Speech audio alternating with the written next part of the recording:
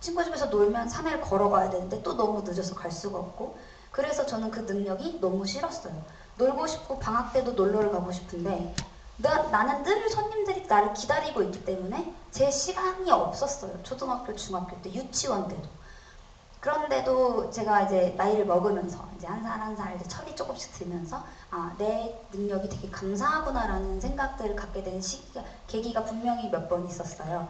나를 통해서 나아지는 이 사람들, 좋아지는 사람들을 보면서 이것도 꽤 보람된 일이겠구나라고 생각을 했고, 그래서 이 영화를 통해서 우리 직업에 대해서 자세히 몰랐던 사람들이 조금 더 구체적으로 알 수 있었으면 좋겠고, 그 계기를 통해서 무녀도 저런 고민을 하는구나, 무당도 똑같은 사람이구나, 그래서 너무 우리를 다른 종족의 사람으로 보지 않고 똑같은 사람인데 신의 말을 들을 수 있고 신에게 우리의 목소리를 전할 수 있는 그런 변호사 같은 사람이다, 그런 편견을 좀 드리고, 편견을 지우고 그런 생각을 하실 수 있는 계기를 좀 드릴 수 있는 좋은 좀 기회가 되지 않을까라고 생각을 했어요. 그래서 딱 그게 제일 중요했으면 저한테는 편견을 좀 줄여보자.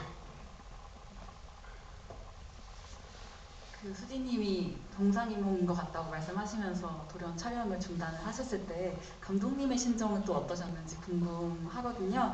그리고 촬영이 시간이 흘러서 다시 재개가 되잖아요. 그때는 또 어떤 심정이셨는지 좀 감독님 말씀 부탁드립니다. 그때 당시에 그때는 프로듀서가 지금은 프로듀서를 제가 다 했는데 그때는 한경수 PD라고 외대 선배였어요. 추님하게 같이 했던 프로듀서가 그때 프로듀서였는데 선배 말도 안 듣고 그래서 할머님을 둘이서 찾아가서 뵌 적도 있고 손녀 딸한테 좀 말씀 좀 해주세요 할머님, 근데 다 안 되더라고요. 그래서 그때는 일단은 좀 이렇게 뭐랄까요, 계속 얘기를 해봤자 안 될 것 같아서 일단 후퇴를 했고요. 근데 정말 약간 모험이었어요. 그러니까 그렇다고 수진 양이 다시 연락을 할 거다라는 확신은 없었지만 저희 집사람이 기다려라, 연락이 올 것이다라는 얘기를 해서 그 얘기를 믿고 따르기로 했고, 또 정말 거짓말처럼 수진 양이 전화를 했는데 저도 되게 좀 뭐랄까 한번 튕기고 싶었거든요. 전화 왔을 때 생각 한번 해볼게요 그러고 싶었는데 바로 그냥 다시 해? 그래 다시 하자, 고마워 수진아, 그리고 저는 그랬던 기억이 나는데, 그만큼 어쨌든 이 작품을 좀 저는 사실 원래 추님하기 다음 작품으로 이 작품을 두 번째로 좀 영화 극장에 걸고 싶었거든요. 사실 근데 지금 네 번째가 됐는데 이런 그 7년의 과정이 그냥 어떻게 보면 정말 이게 다큐멘터리구나라는 생각이 들 정도로 많은 우여곡절도 있었고 어려움도 있었는데 이런 이야기를 나누는 자리가 정말 지금 저는 행복합니다. 감사합니다. 이런 게 다큐멘터리의 맛이 아닌가 싶은데요. 한겨레 김은영 기자님께서 수지님께 질문 주셨습니다. 할머니께서는 여전히 재능 있고 평범하며 예쁜 손녀가 무녀로 사는 것에 대한 애처로움이 있으신 것 같은데 수지님은 지금은 다른 삶이나 미래에 대한 고민은 없으신지요? 수지님께서 꿈꾸는 미래는 어떤 것인가요? 라고 질문 주셨습니다. 꿈은 꾸죠. 꿈은 꾸는데 제가 저희 상담 오시는 분들한테도 가장 많이 하는 얘기가 평범하게 사는 게 가장 어려운 거다라고 말을 많이 해요. 남들처럼 사는 게 사실 가장 어렵거든요. 어렸을 때는 때가 되면 졸업하고 직장 가고, 직장 가면 결혼하고, 결혼하면 아이 낳고, 아이가 크면서 또 나는 퇴직을 하고 은퇴하고 나의 라이프를 즐기는 게 어떻게 보면 보편적인 한 사람의 그냥 삶인데, 그렇지 못한 분들이 정말 많아요. 직장이 맘대로 안 되거나, 결혼이 맘대로 안 되거나, 자식이 맘대로 안 되거나, 어떤 이유에서든 사실 너무 많죠. 너무 많은데 근데 저는 그런 게 더 많잖아요.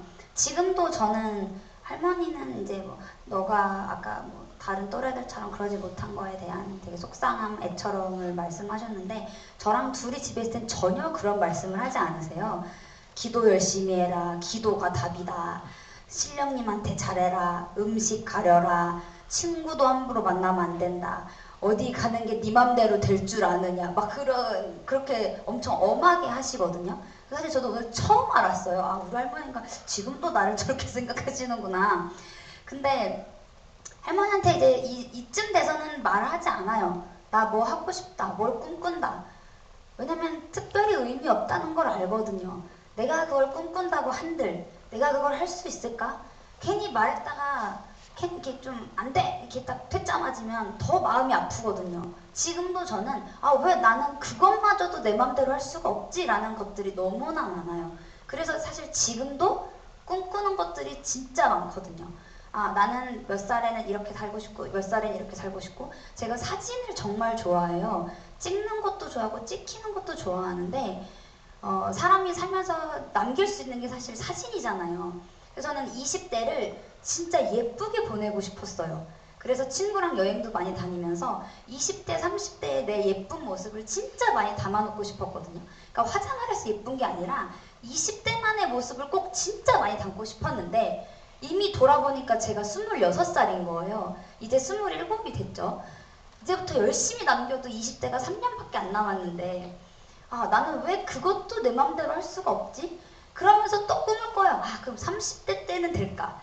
40대 때는 이제 조금 살만하면 가능할까? 그런 꿈을 꾸면서 지금도 무녀이지만 무녀이면서도 조금은 평범한 사람처럼 살았으면 좋겠다. 그런 꿈을 저는 지금도 매일 꾸고 있습니다.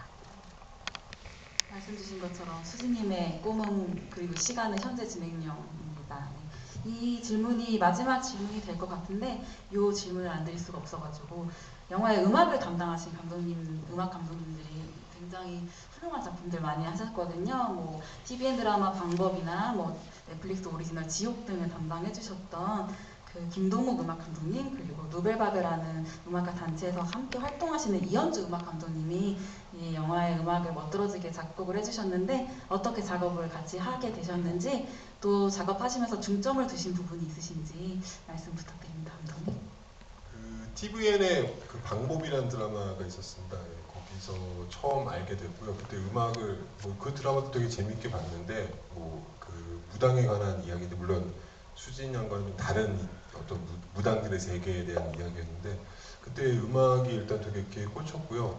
제가 개인적으로 김동욱 감독님을 알진 못했어요. 근데 어떻게 페이스북을 통해서 패친이 되고 그냥 메신저로 그냥 막무가내로 보냈죠. 저 다큐멘터리는 아무개인데 한번 만나고 싶고 음악 작업을 한번 부탁드리고 싶다라고 말씀드렸는데 또 흔쾌히 또 작업실로 오라고 하셔가지고 그때 1차 가평본 들고 가서 같이 보고 생각보다 되게 어렵지 않게 그 음악 작업 하겠다고 수락을 해주셔가지고 그때 또 누벨바그라고 이제 같이 음악 하시는 그 집단이 있거든요. 작곡가 분들이 계신데 그 중에 또 이현주 감독님이라고 드라마 되게 오래 하셨던 감독님도 같이 알게 됐고, 그래서 두 분이 되게 정말 고급지게 잘 만들어 주셔서, 그러니까 어쨌든 그 무속의 세계를 다큐멘터리로 표현하는 게 분명히 한계점이 있거든요. 뭔가 그러니까 제가 볼 때, 제가 촬영할 때 분명히 되게 신비로움 같은 게 분명히 느껴졌는데 사실 그런 것들이 영상으로 그냥 어떤 직관적으로 표현되기가 되게 어려웠어요. 그런 부분들은 좀 음악 감독님들이 음악을 좀 카바를 많이 해주시는 느낌도 있고, 또 수진 양의 어떤 정서나 그런 느낌들을 또 어떤 멋들어진 또 BGM으로 써서 어떤 감정을 좀 끌어올려주는 부분도 있고, 그래서 음악 작업하는 것도 되게 전 너무 즐거웠고, 좀 귀가 행복했습니다. 감사합니다. 이제 질의응답 마무리하면서 마지막 질문 드릴 텐데요. 그 감독님부터 개봉 앞두고 계신 소감, 그리고 또 관객 여러분들께 하고 싶은 말 있으시면 말씀 부탁드립니다. 오늘 아침에 그 무슨 라디오 프로그램에서 배워서 라디오 잠깐 인터뷰를 했는데 비슷한 얘기로 마무리하겠습니다. 그러니까 이 극장에 오는 것도 다 개인의 어떤 선택이잖아요. 오늘은 뭐 아바타를 볼까, 시간을 꿈꾸는 소녀를 볼까. 1월 11일 날 다음 주에 개봉하는데 사실 지금 독립예술영화가 사실 이렇게 막 극장을 막 여러 개 잡기가 되게 어려운 시기라고 하더라고요. 물론 1월 달에 또 좋은 영화들이 많이 나오는 시기라. 근데 좀 잘 버티고 또 관객분들도 조금 그래도 좀 독립예술영화지만 많이 찾아주셨으면 좀 가늘고 길게라도 극장에 좀 오래 남았으면 좋겠고요.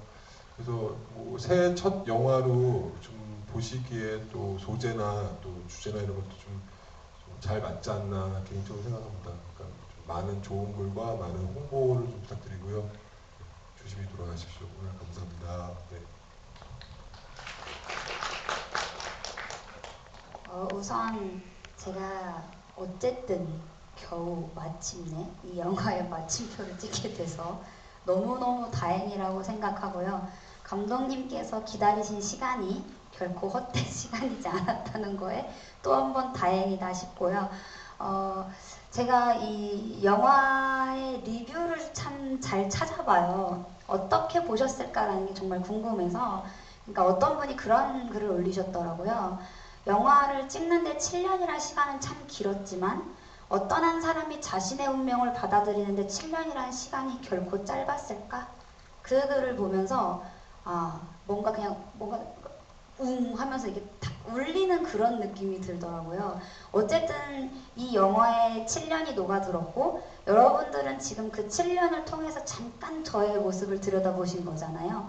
사실 저는 보이지 않는 데서 더 많은 고민을 하면서 지내는데 그런 생각을 한 번도 해본 적이 없어요. 나는 늘 고민을 하지만 내가 내 미래에 대해서 생각한다는 거를 그렇게 자각해 본 적이 없는데 그 글을 딱 보면서 내가 그래도 지난 7년만큼은 진짜 나를 위해서 열심히 살았구나라는 생각이 들었어요. 그래서 여러분들도 어쩌면 지금도 못 정하셨을 본인의 미래, 본인의 꿈꾸는 미래의 시간들, 그런 것들을 제 영화를 보시면서 조금 더 공감하시고 또 무언가를 결정하실 수 있는 계기가 되셨으면 좋겠고, 절대 내 진로나 미래를 아직 결정하지 못했다고 해서 그 시간을 시간 낭비라고 생각하지 않으셨으면 좋겠어요. 저처럼 이렇게 귀한 7년의 시간이 될 수도 있는 거니까요. 새해에 제 영화 보시면서 또 많은 이런저런 생각 정리도 하시고 또 좋은 계획 잡으셨으면 좋겠고요.